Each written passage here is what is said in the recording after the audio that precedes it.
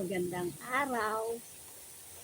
Ang ating pong topic ngayon ay ang Holy Souls in Purgatory, prayers and indulgences. Kasi po, alam naman natin, malapit na ang buwan ng November, ang All Saints Day at ang All Souls Day.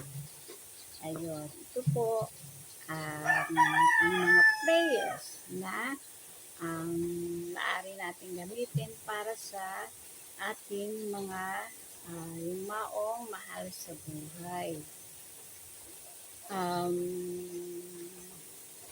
Alam niyo ba na ang ating mga yumao na mahal sa buhay ay maaaring makakuha ng plenary indulgence. Alam naman po natin, ang plenary indulgence ay ang remittance ng temporal punishment na kung saan na tuwing tayo nagkakasala, meron tayong natitirang temporal punishment na ito po ang mga tao na namatay sa state of grace. Ang mga yumao na nakapagsisi at ayun nga na nasa state of grace, doon yung mga natitirang punishment sa atin na yun nga yung ating kaluluwa tuwing nagkakasala ay nagkakaroon ng dumi at ito ang kailangan linisin upang tayo ay maging karapat-dapat sa heaven. Ayun po. Mayroong plenary indulgence ang Holy Souls tuwing November 1 to 8. So, araw-araw ang plenary indulgence. Alam naman po natin ang standard conditions.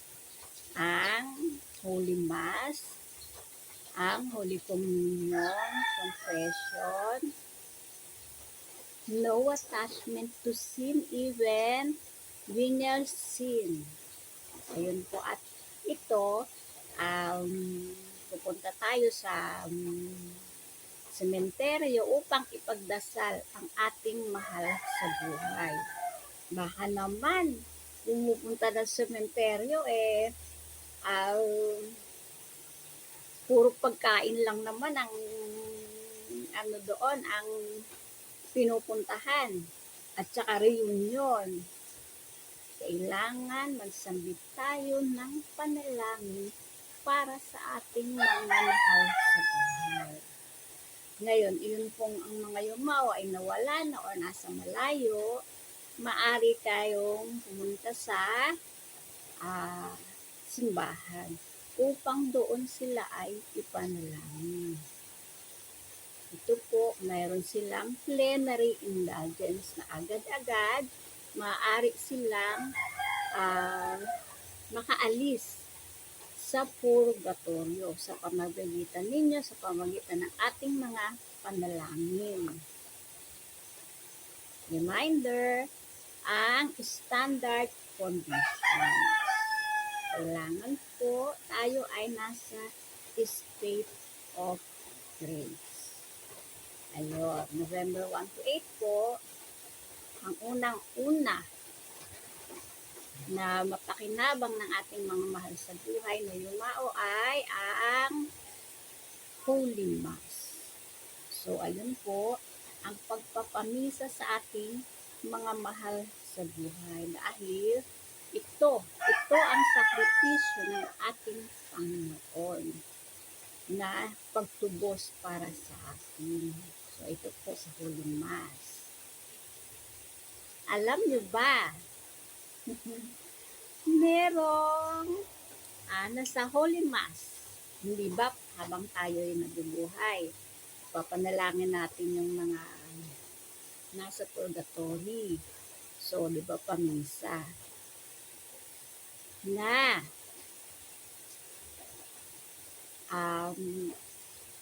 ang 1,000 pamisa para sa yumao ay katumbas lamang ng isang misa habang ika'y buhay pa, habang ika'y nabubuhay.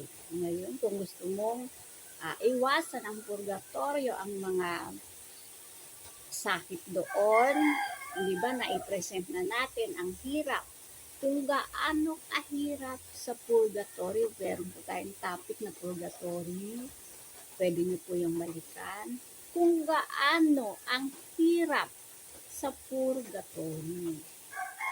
Ayun po, ang isang misa ay katumbas ng ang isang misa na habang ikaw ay buhay ay katumbas ng 1,000 pamisa kung ikaw ay wala na. Ngayon, kung ikaw ay nasa state of grace, baka naman pwede mo nang araw-arawin, hindi ba? Upang maiwasan mo ang purgatorio. Araw-araw mong araw-araw ka umattend ng Holy Mass. Kung nasa bahay ka lang din naman, di ba?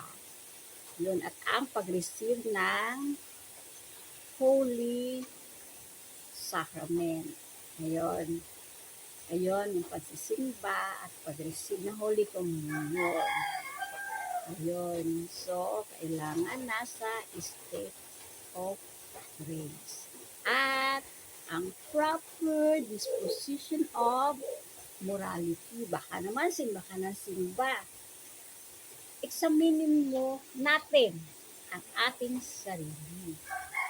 Ang iyong pamumuhay, ang iyong pakikitungo sa iyong kapwa.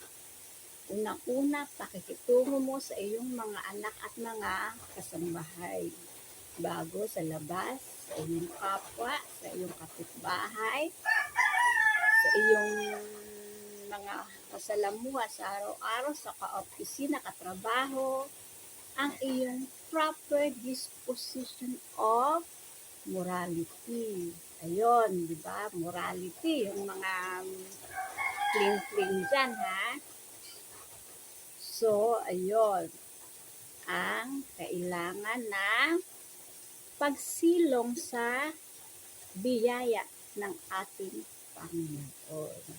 Dahil kung ikaw ay namumuhay sa kasalanan, nagpapakasaya ka ngayon, ano ang kahantungan sa kabilang buhay? So ngayon pa lang, nag-umpisa na magbayad ng mga punishments upang pagdating sa kabilang buhay ay diretso na tayo sa heaven. Ayun po. So, yon ang Holy Mass para sa ating maris sa buhay. Meron din po tayong Gregorian Masses. So, may ino-offer ang church para sa month ng November ng Gregorian Masses. So, hindi lang din naman po month of November. So, pupunta lang kayo ng office, ipapamisa ang mahal sa buhay. Ganon. Ipapa-schedule nyo. Ayun, makikipag-usap kayo sa office ng simbahan. Para sa Gregorian Masses, isang buwan po yun na pagmimisa para sa kanila. Ayun. So, ang pangalawa po, para makakuha ng plenary indulgence ng ating mahal sa buhay, ang pagbisita sa mga sementeryo.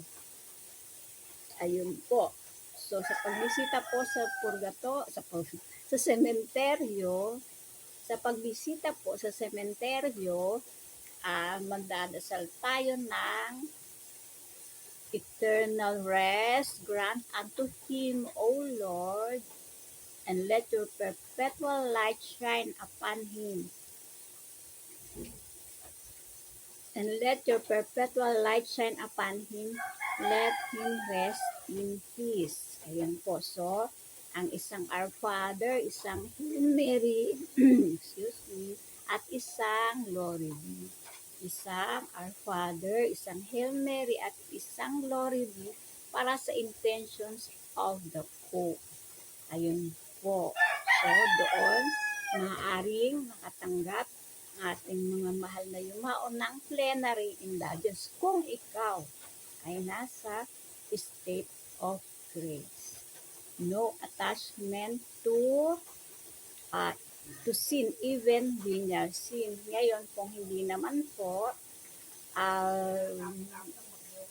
maaari naman po makakuha sila ng partial indulgence. Ayun po. So, number 3, di ba po, Holy Mass. Number 2, ayun yung pagbisita sa cemetery. Number 3, ang pagdadasal ng Divine Mercy Chaplet. Ayun. Alam nyo ba na sa mga kamag-anak nating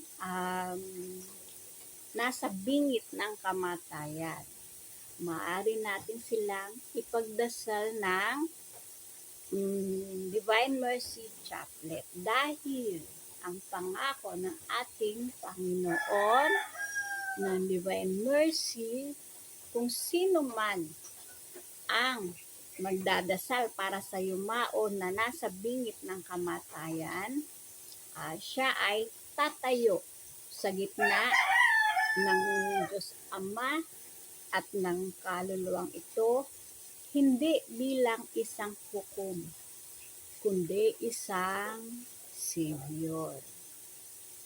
So, ayun po, nasa diary po ito ni Sister Faustina. So, Divine Mercy, para po sa kaluluwa. Pati din po sa mga, ayun nga, sa mga kaluluwang yumao na rin po natin, pwede po silang ipag-pray ng Divine Mercy. At idamay nyo rin po ang all the holy souls in purgatory. Lalo yung mga walang nakakaalaala.